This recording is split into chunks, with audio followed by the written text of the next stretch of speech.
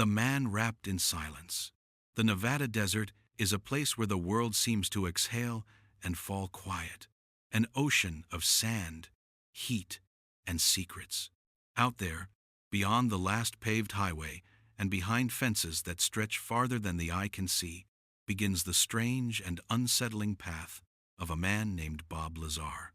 Before his name became synonymous with UFO lore, Robert Scott Lazar lived a life most would consider ordinary. Born on January 26, 1959, in Coral Gables, Florida, he grew up with a mechanic's hands and a scientist's curiosity. He was the kind of kid who dismantled radios just to see how the wires fit, who built homemade rocket engines in his backyard, who loved anything that sparked, flashed, or hummed with power. By the early 1982, that curiosity pulled him west to Nevada, and in the dusty glow of Las Vegas, he claimed to have worked as a physicist at the Los Alamos National Laboratory, an institution known for secrets hidden behind locked doors. Official records of his time there remain confusing. Some sources insist he was on staff, others say he was merely a contractor. But the ambiguity only thickened the legend that would soon engulf him. Because in 1989, Bob Lazar stepped out of the shadows. He appeared on a Las Vegas news broadcast under the alias Dennis, his face dimmed by darkness, his voice altered. He told the world something extraordinary, that he had worked on alien spacecraft at a covert installation known only as S4, a secret facility tucked near the already mysterious Area 51. According to his testimony, the U.S. government had possession of 9 flying craft of unknown origin saucers carefully stored inside hangars carved into the mountainside near Papoose Lake.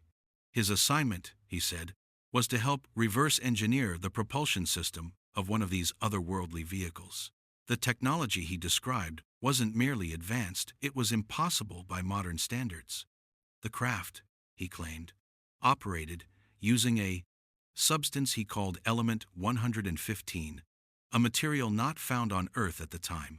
This element allegedly allowed the ship to generate its own gravitational field, bending space itself and enabling movement, not through thrust, but through gravitational distortion slipping from one point to another as if space had become liquid around it.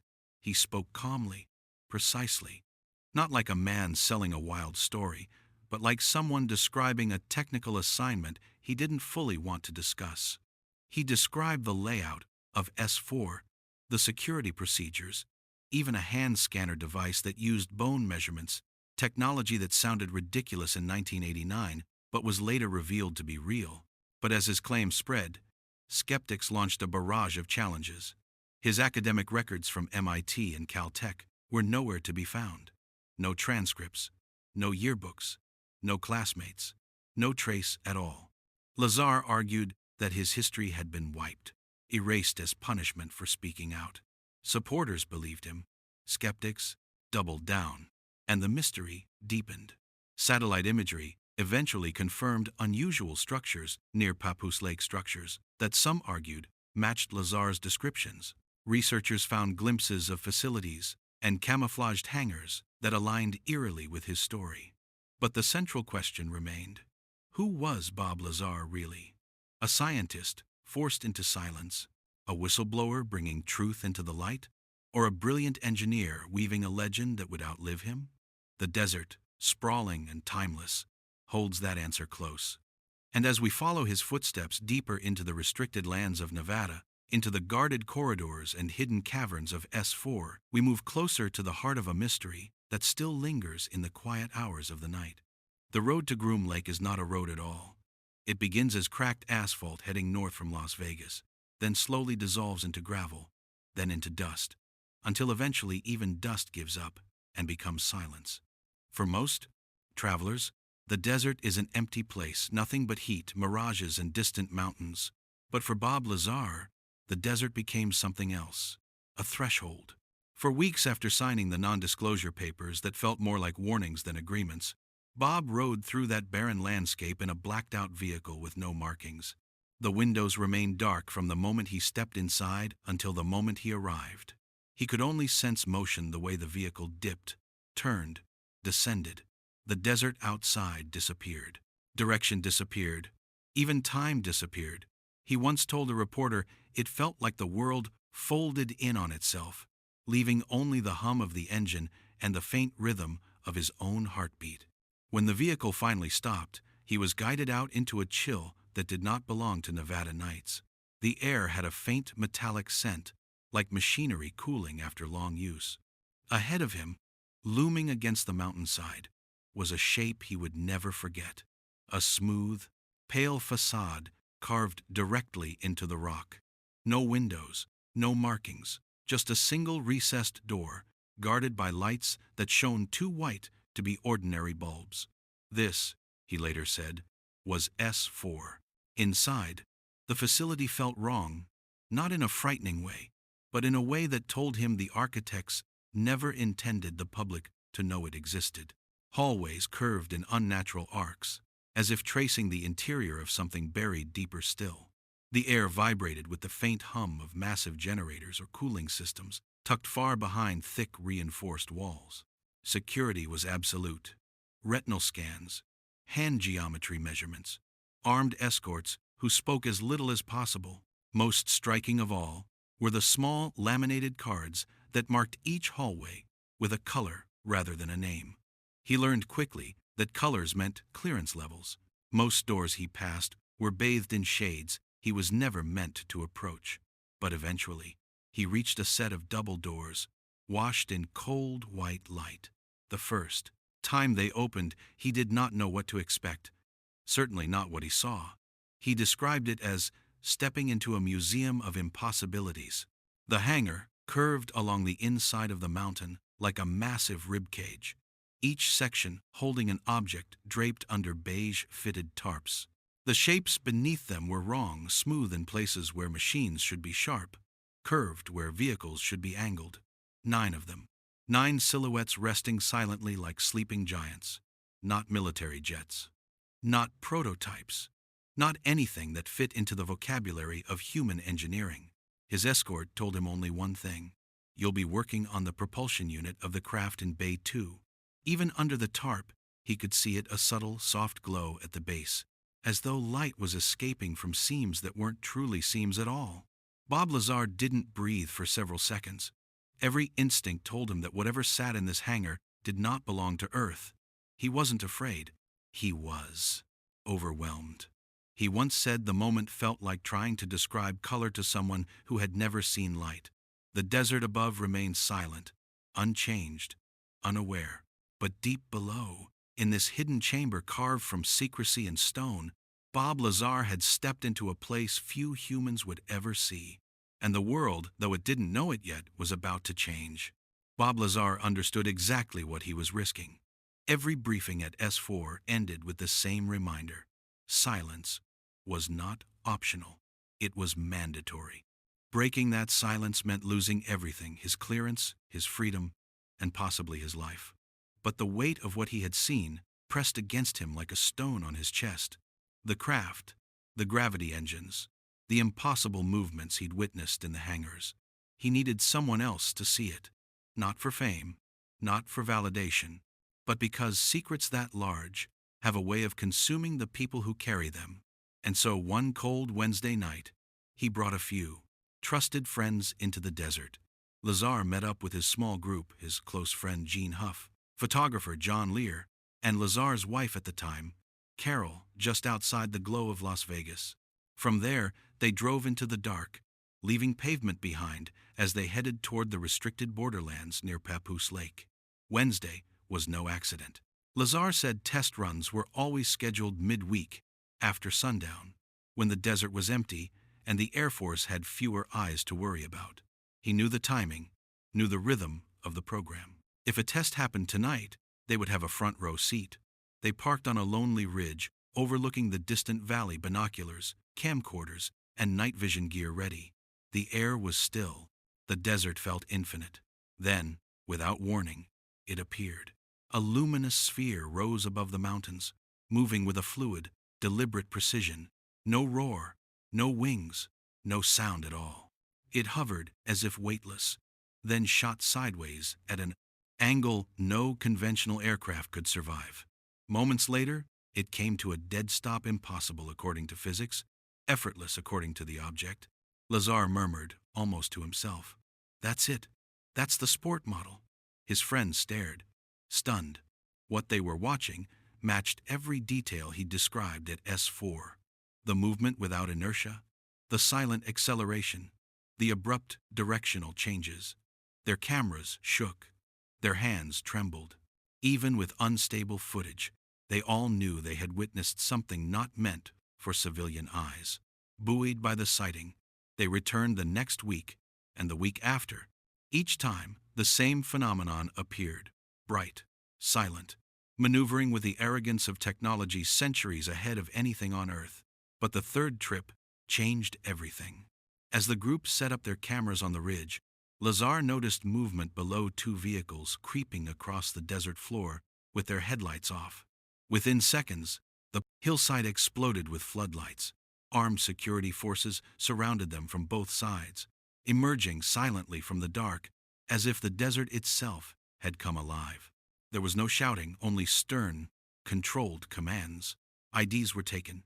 Film was confiscated. Every name was logged. To Lazar, that was the least terrifying part, because later that night, he was summoned back to S4. When he arrived at the base perimeter, his badge, usually granting access, didn't unlock the gate. That alone told him everything. He was escorted into a small, windowless room where two officials waited with a thick folder. They placed it in front of him. Inside were transcripts of his private phone conversations, calls he had made from his own home. They had been listening the entire time. What followed was not a conversation, but a warning, delivered with surgical coldness. He had breached national security. He had endangered the program. He had stepped beyond the boundaries of what would be tolerated. And if he continued talking, the consequences would be severe. Lazar left that room shaking, furious, and frightened. He realized something chilling. If he stayed quiet now, if he backed down, he could simply disappear. So he did the only thing he believed could protect him. He went public. He contacted investigative reporter George Knapp at Las Vegas station KLAS, one of the few journalists willing to entertain stories that didn't fit neatly into the mainstream. Lazar told Knapp everything. At first, he appeared on camera under the alias Dennis, his face hidden in darkness. He spoke of S4, the saucers, the gravity engine, Element 115, the secrecy, the fear. When the interview aired in May 1989, it detonated in the public consciousness. Area 51, once just another patch of restricted land, became a global phenomenon overnight. Enthusiasts called Lazar a courageous whistleblower. Skeptics called him a liar. But one thing was undeniable. The world could no longer ignore him. Within days, Lazar's life was in upheaval. Journalists camped outside his home. Government vehicles appeared in his neighborhood. Strangers called at all hours of the night. His reputation was dissected on television and in newspapers. He received threats. Friends distanced themselves. His marriage began to collapse under the strain. But through all of it, he never wavered in what he said he saw. And then, piece by piece, parts of his story began to be validated. A biometric hand scanner he had described in 1989, mocked at the time as fantasy, was later revealed to be real military tech. And in 2003, scientists finally synthesized Element 115, just as Lazar had claimed existed years earlier. The version created on Earth was unstable, decaying instantly. Yet Lazar insisted the isotope used at S4 was stable, just not from Earth. He never went back to S4, never regained his clearance, but he didn't recant either. For believers, that was enough. For skeptics, it was just another layer of mystery.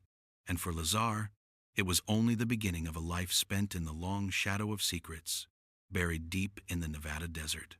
Night settled over the Nevada desert like a heavy blanket, muting every sound and softening the sharp edges of the world.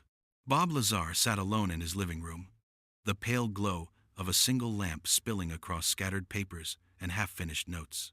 For the first time in months, the silence around him felt louder than any engine he had observed at S4. He had gone public. His face, his name, his voice, no longer hidden in shadow, but instead of relief, a strange unease grew inside him, as if unseen eyes watched from every corner of the room. He wasn't wrong. At first, the signs were small. A car parked across the street longer than it should, phone lines producing soft clicks before calls connected, mail arriving already torn along the seams. But soon, the quiet intrusions became impossible to ignore. One evening, while driving home, Lazar caught the reflection of two black SUVs trailing him at a distance, maintaining perfect pace. The same pattern repeated the next night, and the next. Wherever he went, hardware stores, gas stations, even grocery trips, there they were. Not hiding, not confronting, just following. A reminder, a presence, a warning carved into the rhythm of his days. His friends noticed too. Gene Huff tried to joke about it, but even he stared a little too long at shadows. John Lear insisted the attention meant Lazar had told the truth. Lazar wasn't so sure. Truth or not, scrutiny from that level of authority came with a cost. Soon after Lazar's Dennis interview aired, a strange series of discoveries began unraveling. Journalists looking into his background hit wall after wall. His alleged employment at Los Alamos National Laboratory? No files. No personnel record.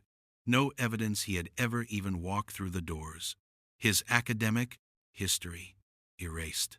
Institutions he claimed to have attended denied any record of his enrollment. To casual observers, this was damning. To those familiar with intelligence operations, it raised eyebrows. Because buried inside a Los Alamos phone directory, one accidentally overlooked Lazar's name did appear. And in a local newspaper photo from years earlier, there he was, standing beside a particle accelerator, working as a physicist. Something didn't add up. Someone was rewriting the past. But why? George Knapp, the investigative journalist who had given Lazar a platform, was not a man easily intimidated.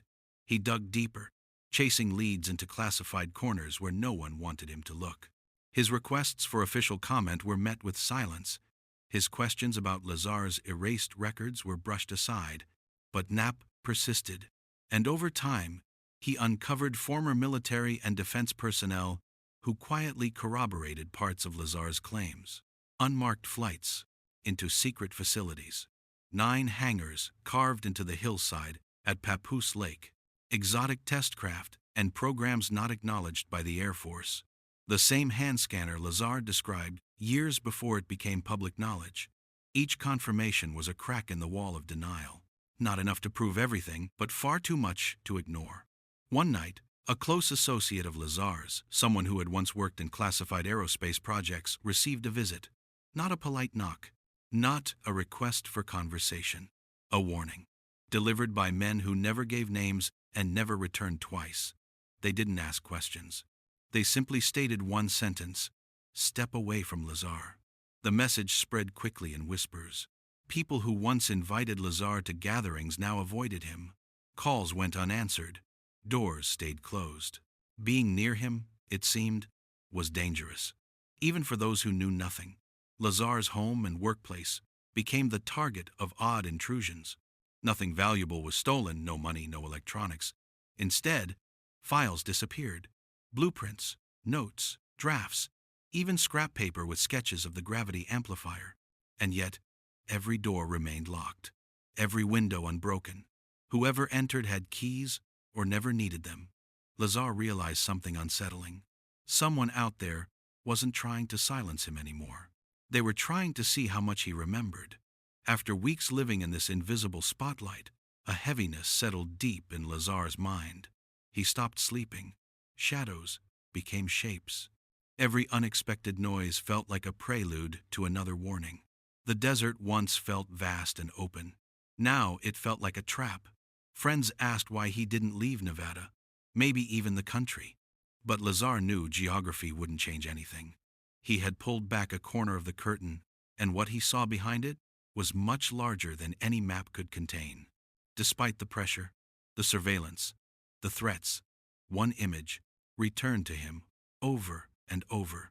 The compact, silver craft sitting silently on its landing pads, its curved hull, its impossibly smooth seams, the way it hummed with a power not bound to earthly engineering.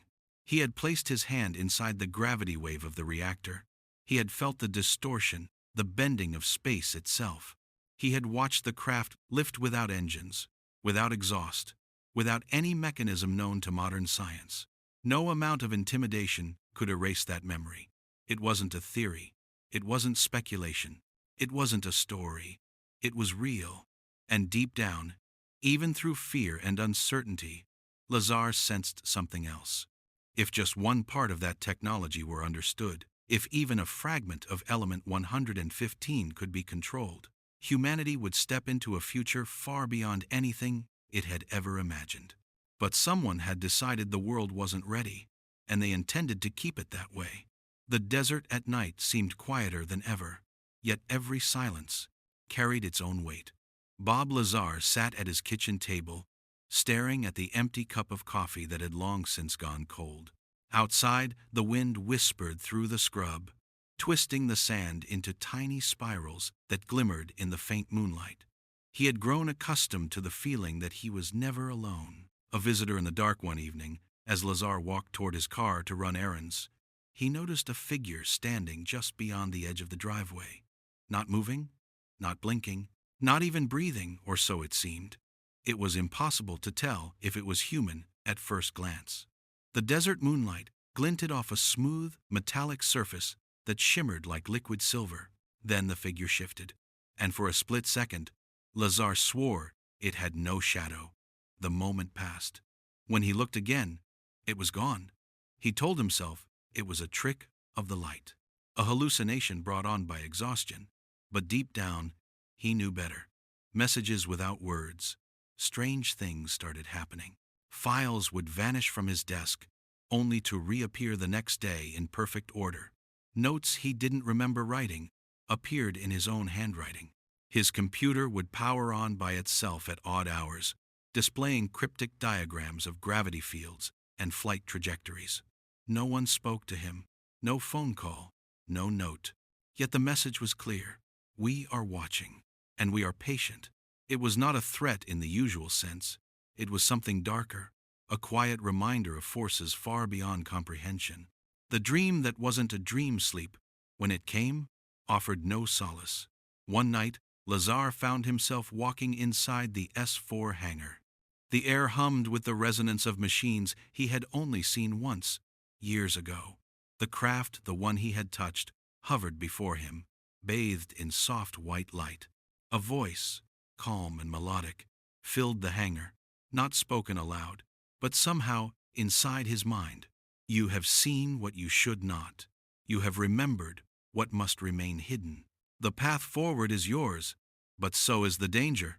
He awoke before he could respond, heart racing, mind trembling, but the memory of the voice lingered, as if etched into his very neurons. The visitor's silence, Lazar began to notice patterns. The lights in the desert sky, once dismissed as distant aircraft or satellites, moved with intelligence. They hovered. They accelerated beyond any known capability. They paused, as if observing him specifically. It was clear now. The people, or beings behind S4, were not merely guarding technology.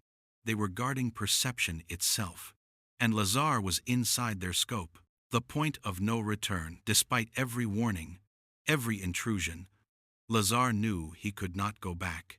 Every detail he had learned, every observation, every theory was now part of him.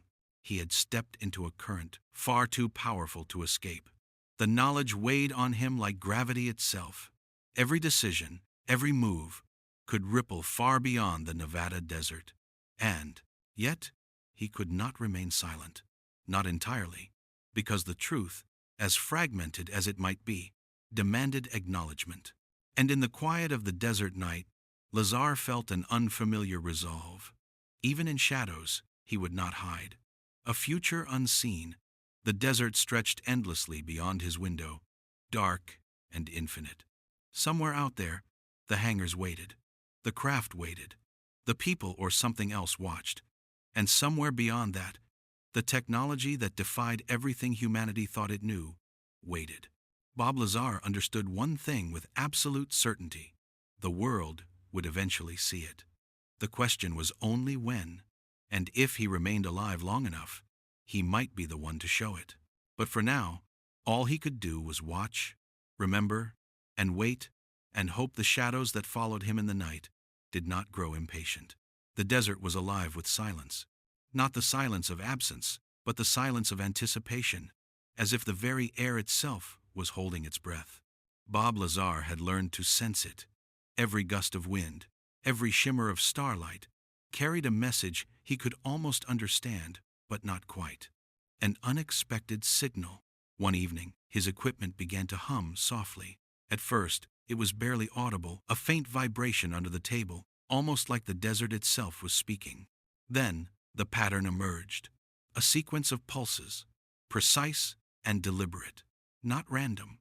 The signal seemed almost intelligent.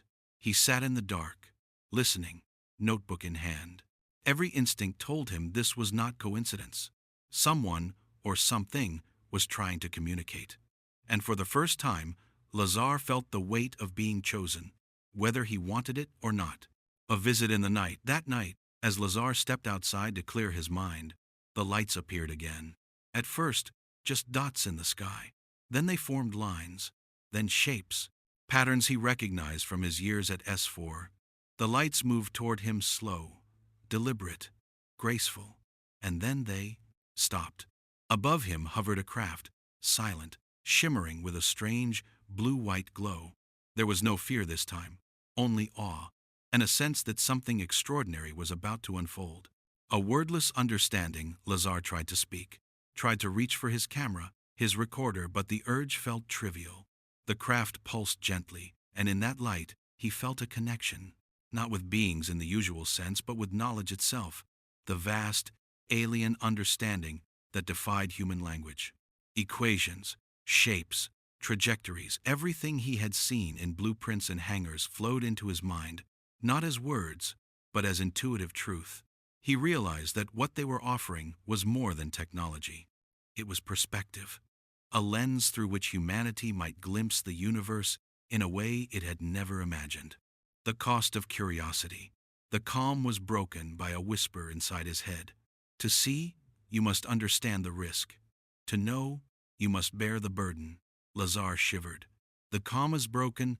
Words were not a threat, but a warning. He had always known curiosity was dangerous, but now he understood. Some knowledge was a threshold, a line that once crossed could not be uncrossed. And yet, he could not turn away. The pull was irresistible. A decision. He stood there, under the alien glow, feeling the desert sand beneath his feet. To ignore this, to remain silent and safe, that was no longer an option. To share this knowledge fully, honestly, to tell the world what he had seen, carried unknown consequences. But he realized something crucial. Some truths were bigger than fear. Some mysteries demanded to be faced, even if the price was high. Lazar closed his eyes, feeling the pulse of the craft resonate with his own heartbeat, and in that quiet, he made his choice. He would follow the signal. He would seek the edge of understanding, and he would bear whatever consequences came. Because some mysteries once glimpsed cannot be forgotten. The journey begins. The lights above him pulsed once more, brighter this time, as if acknowledging his decision. The desert night seemed to hold its breath again. The stars blinked slowly, like distant eyes watching. And in that stillness, Lazar realized the journey was only beginning. The edge of discovery awaited, and there was no turning back. He stepped forward into the unknown. The desert stretched endlessly, a canvas of shadows and starlight. Bob Lazar walked toward the hovering craft, each step feeling heavier and lighter at the same time. Heavy with anticipation, light with an almost dreamlike clarity. The ground beneath his boots seemed to hum faintly, in harmony with the craft above. He could feel it more than hear it, a resonance that traveled through his legs, through his spine, into his very chest. The ship was unlike anything he had seen in photographs or top-secret schematics. Its surface was smooth, reflective, and oddly liquid-like, as if it were aware of his presence. No doors, no seams, yet the entrance opened. Slowly, silently, a cool light spilled out, washing over him, soft, but impossible to ignore, and without a second thought, Lazar stepped inside. The interior was unlike any human engineering he knew. No controls, no panels, no buttons, only smooth walls that seemed to flow like water, reacting subtly to his movements. A faint hum filled the space, a pulse that seemed alive. It was not threatening. It was inviting. The lights shifted as he moved, and for the first time, Lazar felt a strange sense of calm in a situation that should have been terrifying. Then he noticed it. Not a being, not in the conventional sense, but a presence. Something intelligent, aware, watching but not with malice. Images formed in his mind. Spirals of energy, patterns of stars, fragments of mathematics he had never learned. They did not speak. They communicated, directly, wordlessly. Bob Lazar realized that the beings behind the craft were not like humans. They were entities of pure understanding, existing in a plane just beyond normal perception, and they were curious about him. The first lesson was simple yet profound. Observation is understanding. Presence is learning. He felt knowledge flow into him, not like reading a book, but like remembering something he had always known but forgotten. The principles of anti-gravity, energy manipulation, and interstellar travel unfolded in his mind, not as schematics, but as patterns, intuitive truths. And yet, for every answer he received, more questions arose. The craft, the presence, the universe itself. It was a puzzle infinitely larger than he could ever imagine. Then the pulse of the ship changed slower, more deliberate. A shadow of understanding entered his mind.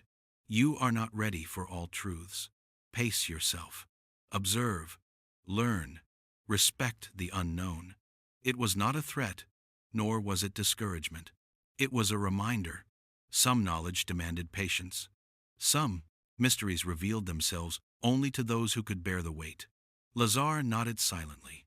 Though there was no one to see, he felt the connection, and he understood the unspoken rule. Curiosity must walk, hand in hand, with caution. After what felt like hours, though he could not tell time in the usual sense, the craft began to descend toward the desert floor. A doorway shimmered in the wall again, and Lazar stepped out. The night air had never felt more alive. The stars twinkled as if congratulating him, welcoming him back to the human world, but also reminding him of the vastness he had just glimpsed. He glanced at the craft one last time. It pulsed softly, then lifted, silently, vanishing into the night sky, leaving only the hum of the desert behind. And Lazar knew this. The universe was bigger, stranger, and more mysterious than he had ever imagined, and his journey had only just begun. The desert was quiet again, as though it had never held secrets at all. Bob Lazar returned to the small facility, carrying more than just notes. He carried knowledge that hummed beneath his skin, a subtle awareness of forces beyond human understanding. Over the following days, he experimented quietly. Anti-gravity experiments, propulsion trials, and energy manipulations, all guided not by manuals, but by the intuitive truths the craft had shared. Sometimes the experiments failed. Sometimes they succeeded in ways that seemed impossible. Each success left him with a sense of calm wonder, each failure with a reminder. The universe was vast, and he was only beginning to understand it. The weight of knowing but knowledge brought a burden. He could see patterns in things others dismissed. Why certain machines behaved unpredictably. Why energy sometimes defied conventional physics. Why the stars seemed almost alive in their silent, distant dance. He realized that true understanding required humility. To grasp the extraordinary, one had to accept how small and fleeting human perception was. One night, while staring at the stars, the craft returned. It hovered silently, a pulse of soft light against the black sky. And in that quiet moment, A final message filled his mind. Share carefully. Observe often. Fear not the unknown, but respect it. It was not a warning, it was guidance. Bob Lazar smiled, feeling a serenity he had never known. He had glimpsed truths few humans would ever see, and the universe felt a little more like home. The craft vanished again, leaving no trace, yet the experience remained etched into his mind and soul. He returned to his work, quietly advancing science, testing ideas, and embracing the mysteries that most would never dare to explore. The desert slept, the stars watched, and in the calm of the night, Bob Lazar understood something profound. The universe is not a puzzle to be solved, it is a story to be experienced. One heartbeat, one observation, one moment at a time. And sometimes, the greatest discoveries are not the things you find, but the wonder that stays with you after you return. A story of curiosity, caution, and awe, a journey into the unknown, told gently to guide the mind into wonder and restful reflection.